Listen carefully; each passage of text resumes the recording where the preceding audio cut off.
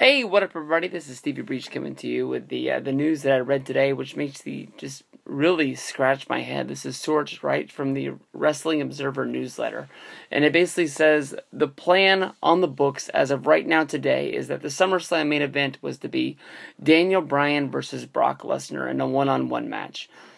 That match really makes me shake my head. I know that a lot of people want Daniel Bryan to be their hero and be, the main guy for the WWE. But the one thing that really came to my mind as of right now is that, Daniel Bryan has a neck injury.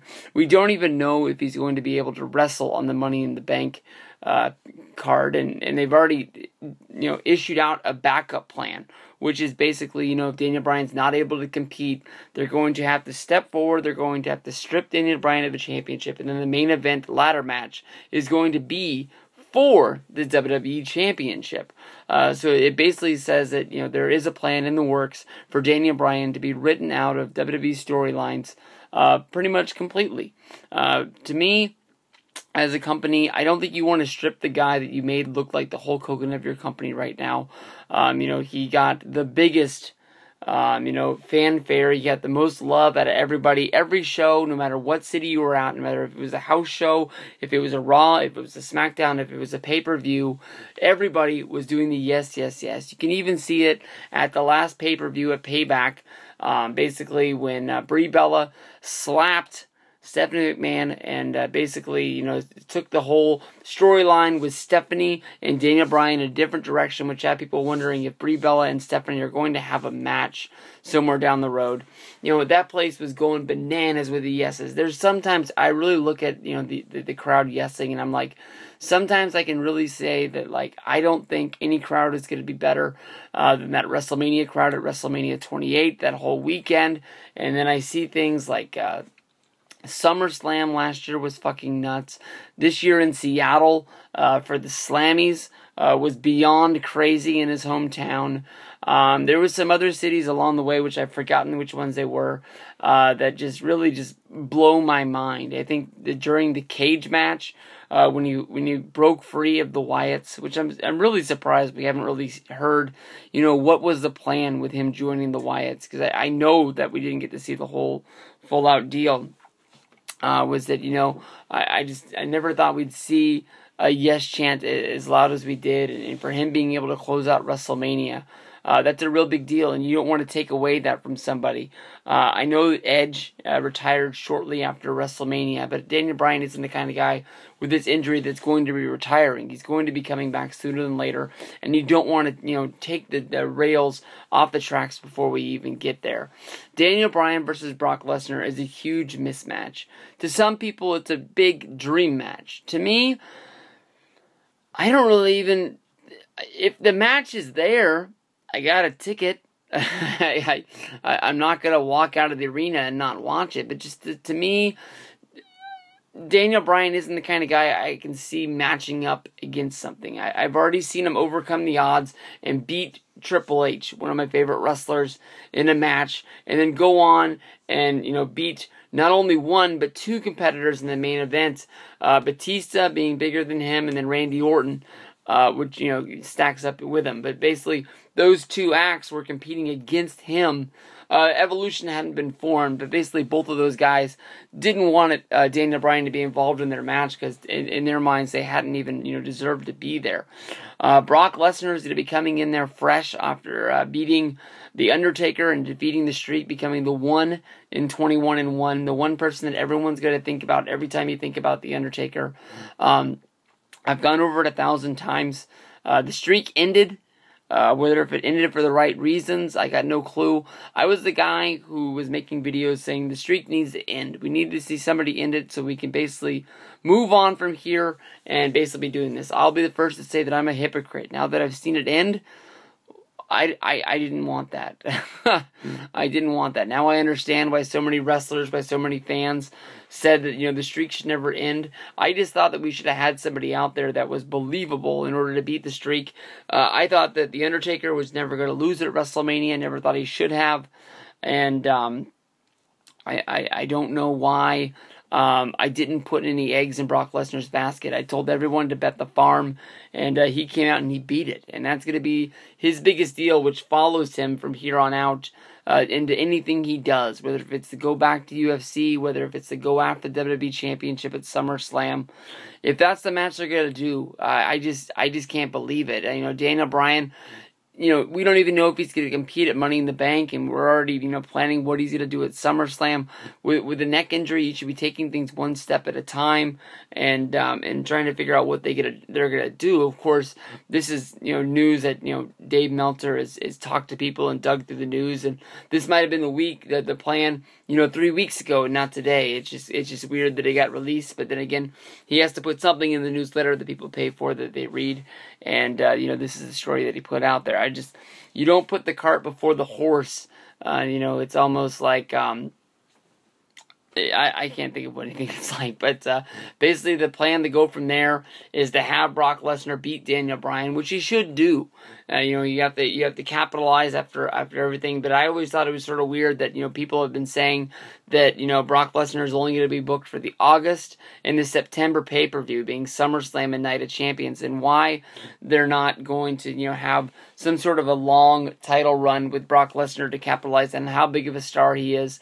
I still don't believe that they've capitalized and they've got everything they've got out of Brock Lesnar since bringing him over from UFC.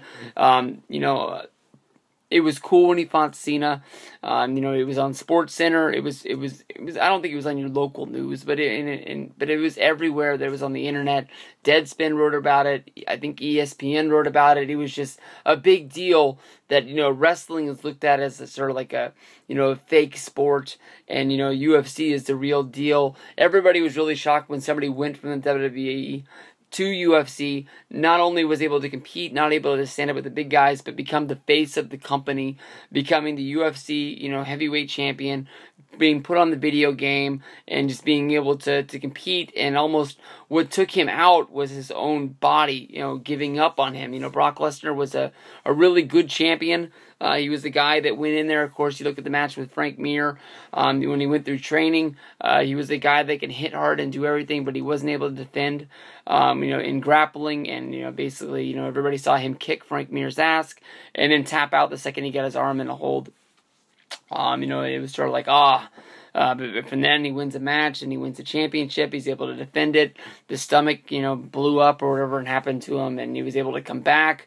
He was able to fight, but he wasn't able to fight it the same. He takes that fame, he rolls it into WWE, he comes back, he has the awesome match with John Cena, and then you have that feud with Triple H that never wanted to end. We saw him have the match against CM Punk last year at SummerSlam. We had him to have the match with The Undertaker. None of those feuds, honestly, were really big deals. Him beating the streak was big. But then, to come out with the news that says that Cesaro is going to win the Money in the Bank, he's going to cash in at SummerSlam, it's kind of like a, what? It's a cool moment. I like Cesaro. I really do like Cesaro. I think he has the look, he has the feel. He's the guy that I've met, and he's a nice guy. You want the world for this. The guy, I've heard him in interviews. When he was on The Art of Wrestling, they recently replayed a portion of his interview on the Art of Wrestling episode number 200, sort of like a greatest hits clips, when he's telling his story about meeting the Honky Tonk Man and becoming great friends with him when he's going through training, and he's just the guy that you want to see big things happen for, almost like the same way you wanted to see good things happen for Daniel Bryan along the way, because he was always so nice and always did everything it took to get the job done and make sure that we had a good match. But doing this almost is like sacrificing the streak. 21 years of a storyline, almost sacrificed. Some people say it was sacrificed in order to get the WWE Network over, to see the people that would already have, WrestleMania ordered and be watching the network and be a subscriber. There's so many people that it would ripple out to, that you would hear, oh shit, Taker lost? That's something I have to see. I'm going to get on the WWE Network. I'm going to sign up right now because I have to see that match. I'm not going to depend on somebody uploading it to WrestleMania. I want to see it, and I want to see it right now. I don't know if it did that, but for $10, to have, big moments at WrestleMania 30, one of the biggest WrestleManias I've ever been to. I've yet to, I guess I gotta buy it again, to watch the Mania over. I hope that it stands up. I had made a best of WrestleManias, and WrestleMania 26 was at the top of my list, followed by WrestleMania 17. I want to see where it really competes in there. I would like to say it's going to take the number one spot. That whole weekend really put it over the top. A really, really great moment.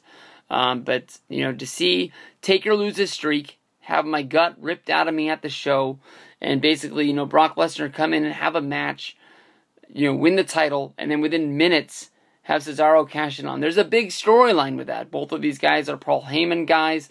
It would be, the storyline that we've been hearing that was coming. Saying